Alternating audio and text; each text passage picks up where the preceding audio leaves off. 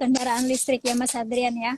Betul. Nah Mas Hadrian, kalau misalnya kita ngebahas sektor EBT, gimana sih prospektusnya atau pergerakannya dari Arko nih saat ini? Iya, Arko sebenarnya saat ini dia lumayan ya, secara buku, dia sedang melakukan buku dengan profit loh, 27 miliar di 31 Maret 2023, dia profit 27 miliar nih di bukunya. Saya pakai data dari RTI ya gitu ya. Jadi secara fundamentally dia profit bagus ya kan. Secara nilai buku juga di harga dia emang agak over value karena harga kan 610 nih. Sedangkan nilai bukunya 145. Tapi dia tetap profit nih. Cuman secara valuasi agak mahal aja. Tapi ini kan bisa ditutupi dengan potensi income yang akan datang nih karena dari kendaraan EBT ini. Itu auto Arco. Mungkin ada ini ya, emiten lain juga ya. Selain Arco. Oke, baik. Ada juga nih beberapa DSSA, JSKY, dan Ken. Nah, kalau ini prospektus atau pergerakannya gimana nih, Mas? Ya, kalau untuk KIN sendiri, sebenarnya secara fundamental dia juga bagus, making profit 74 miliar profit per 31 Maret 2023 ya, based on LPI. Untuk buku value saat ini memang KIN di harga wajar, di buku value di 650. Jadi secara book value di harga wajar. Nah, untuk pergerakannya sendiri, KIN ini kalau secara teknikal, kalau saya cek teknikal, KIN likuiditasnya juga oke ya. Saat ini ada di MA50, 610, memang di on support nih. Saya yakin bagus sih. KIN nggak masalah, Arco juga nggak masalah.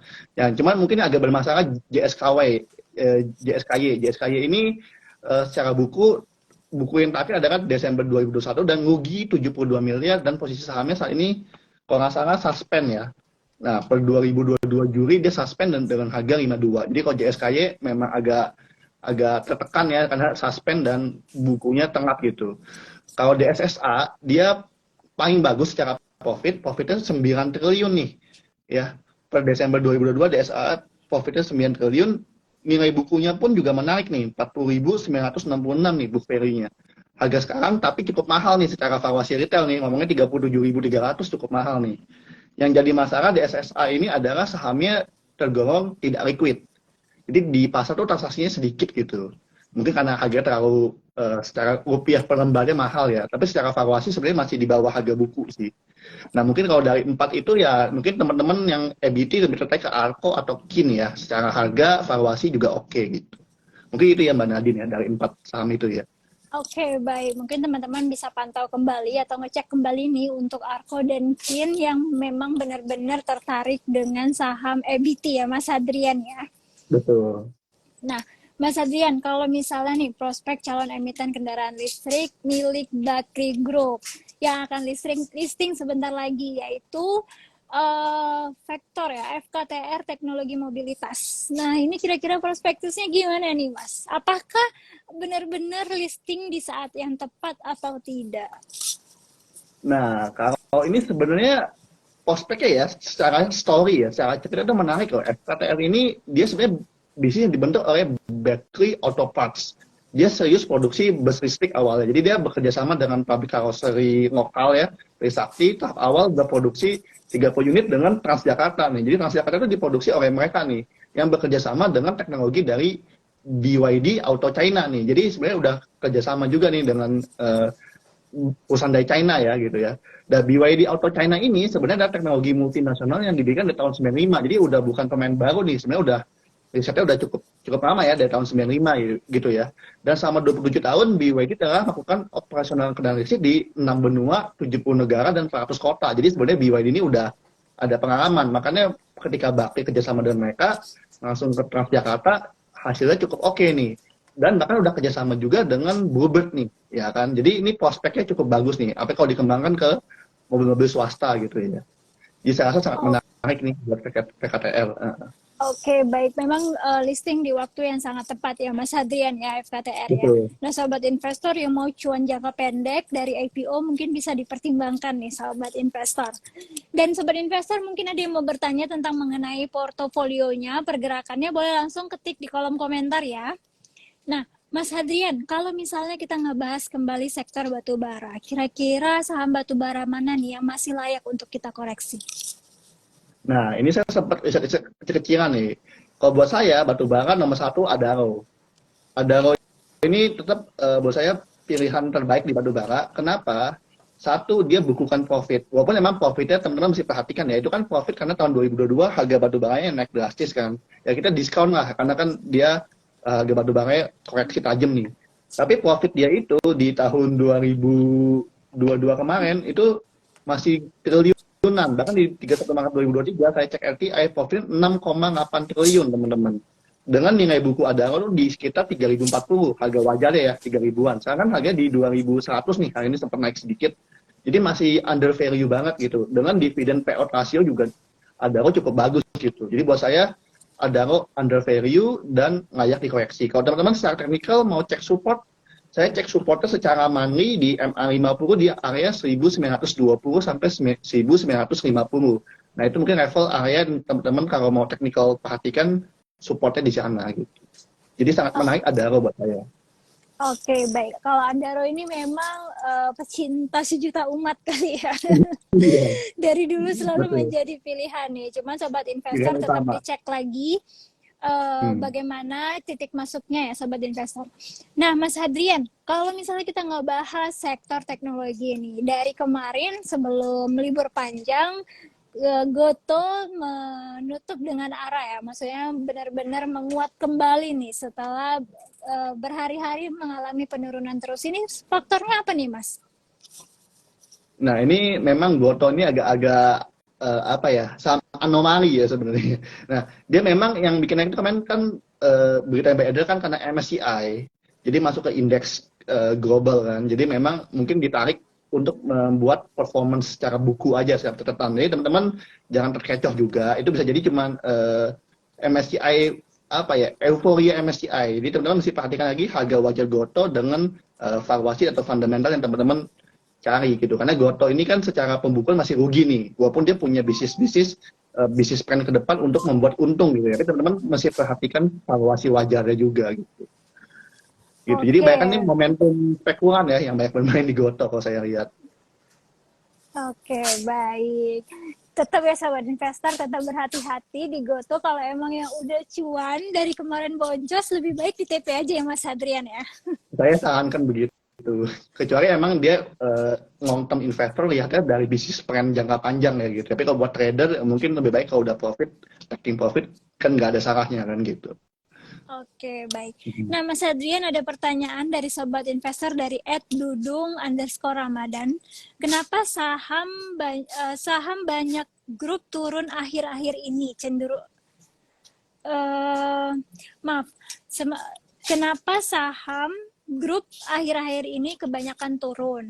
Sebelumnya sebulan yang lalu ada akumulasi dari beberapa broker besar. Apakah memang ada taking profit atau memang ada sentimen negatif? Nah, jadi gini, emang saya bagi beberapa dulu teman-teman ke beberapa investor ya. Kan ada juga yang investor mungkin lihat akumulasi atau broker besar. Sedangkan mungkin time frame broker besarnya kan tahunan nih, jangka panjang bisa 5 tahun, 10 tahun. Sedangkan mungkin time frame teman-teman setahun nih. Kan jadinya nggak cocok nih kalau dengan cara akumulasi broker besar.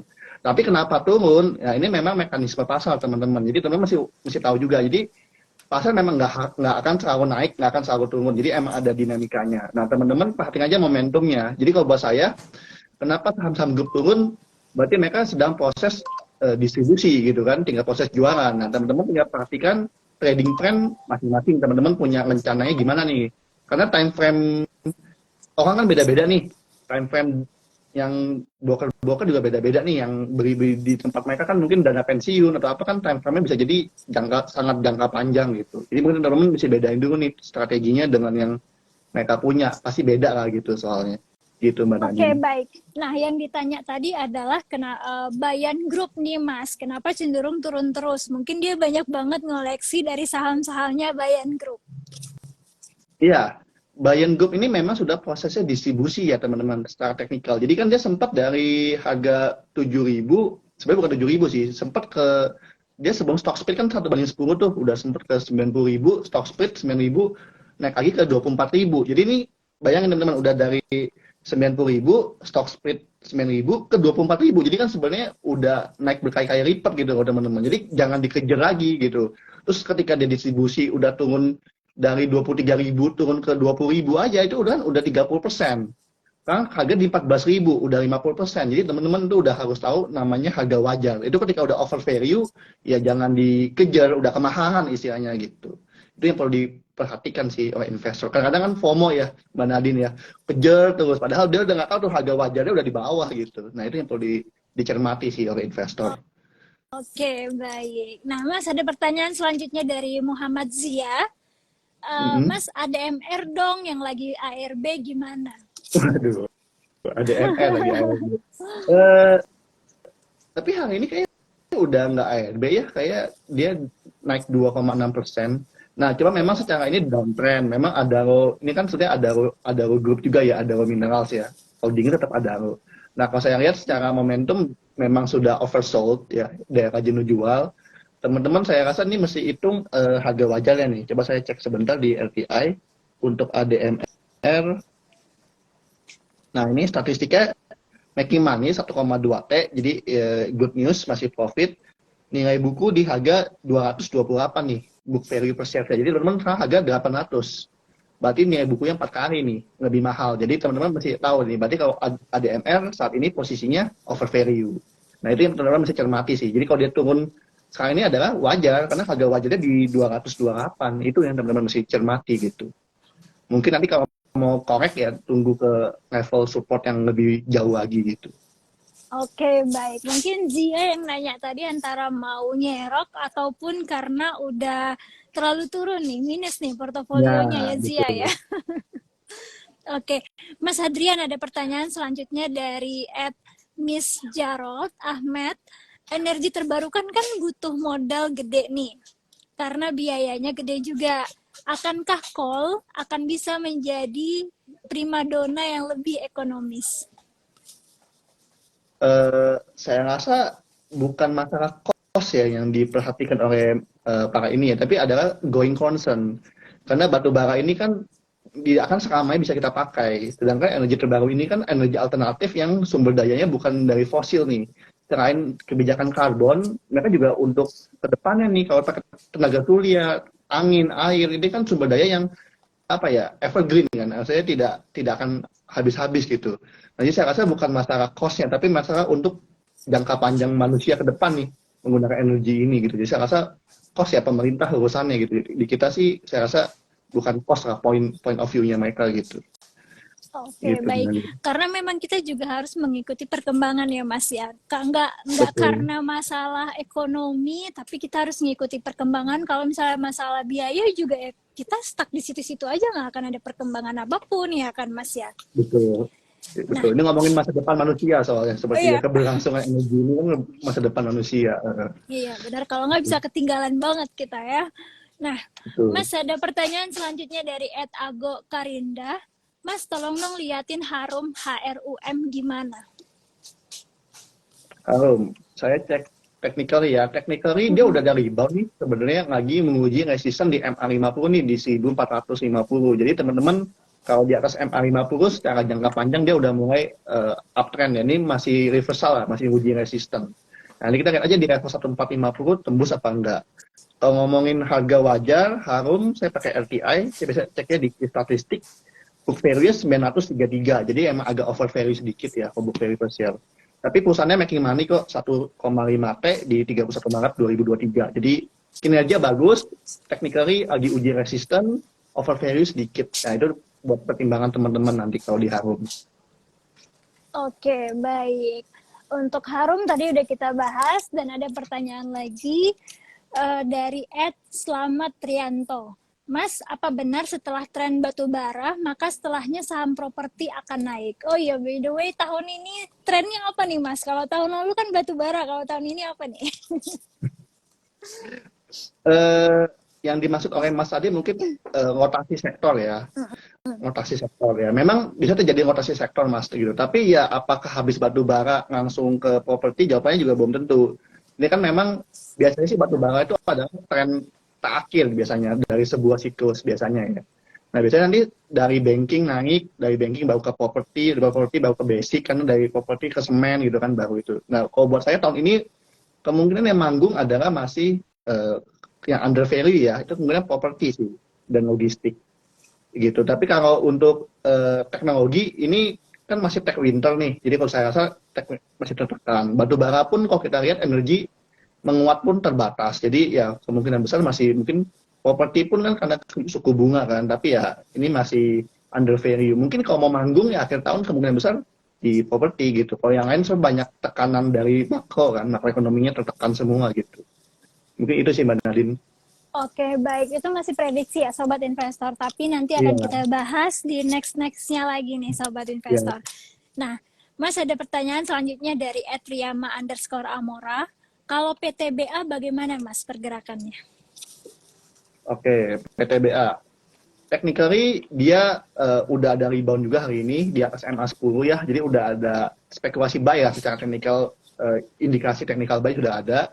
Tinggal nanti tembus MA20 nih di area 3.250 nih, baru dia secara tren jangka menengah mulai reversal gitu ya.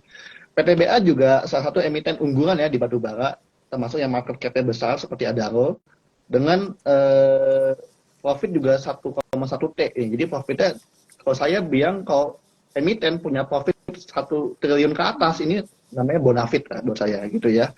Dengan book value-nya 2.550 ya, over value dikit-dikit lah. Buat saya PTBA cukup menarik teman-teman. Bisa spekulasi buy detector, tapi disclaimer ya, tetap bikin trading plan dengan level support yang teman-teman awasi gitu ya. Itu mungkin Mbak Nadine. Oke, baik. Mas, pertanyaan selanjutnya dari @dil_alubis. Kalau PGAS gimana nih Mas teknikalnya? Wah, ini agak pindah ke infrastruktur dulu ya, ke Pegas ya. Pegas technically sebenarnya dia secara trend sideways teman-teman. Jadi dari bulan akhir Maret sampai Juni ini udah 3 bulan dia sideways dengan resisten top box-nya. Top box itu resisten kuatnya di 1460. Nah, secara tren kalau dia melewati level tersebut berarti zona sideways-nya berakhir, dia mulai kembali ke uptrend. Jadi buat saya akan cermati level tersebut dulu nih, tembus level 1460 apa enggak gitu. Kalau belum lewat, wait and see. Nah, kalau udah lewat saya baru cenderung untuk potensial buy. Itu sih kalau pergerakan teknikal Pegas ya. Oke, baik. Jadi sekarang masih wait and see dulu karena sideways ya Mas ya. Betul. Nah, Mas ada pertanyaan balik lagi nih ke Adaro dari @nuranisas. Mas, kalau Adaro kira-kira sampai akhir tahun pergerakannya bagaimana? Adakah kemungkinan naik? Nah, kalau saya lihat Adaro ini kecenderungannya justru emang naik. Karena secara technical oversold, secara valuasi under value, ya padahal making money kan, profit juga bagus. Dan batu bara kecenderungan harganya 130 sampai 140 nih, harga acuan Newcastle ya. Kita pakai Newcastle karena kita ke Asia nih ekspornya. Nah, ini cenderung nanti bisa menguat ke 180 sampai 200 nih. Jadi mungkin indikasinya technical di batu bara tuh ada beberapa macam ya. Ada harga acuan Newcastle juga mempengaruhi. Kedua nanti harga teknikal saham tersebut gitu. Yang penting Adaro jangan di bawah level 1950 deh gitu, atau 1900 itu udah support MA50-nya secara monthly view gitu. Jadi kalau udah di bawah itu itu agak-agak susah gitu. Selama itu ada potensi menguat. Oke, baik. Jadi titiknya garisnya ada di 1900-an ya Mas ya. Jadi perlu diperhatikan kalau udah di situ ya Mas Hadrian ya. Nah, Mas Hadrian ada pertanyaan selanjutnya dari @warsito aji. Kalau bumi bagaimana? Masih ada nih rupanya penggemar bumi. Dulu saham favorit itu ya kan. Iya. Tapi apa ya, cenderung banget nih dari harga yang sangat tinggi turun terus nggak naik lagi tuh kayak gimana gitu ya.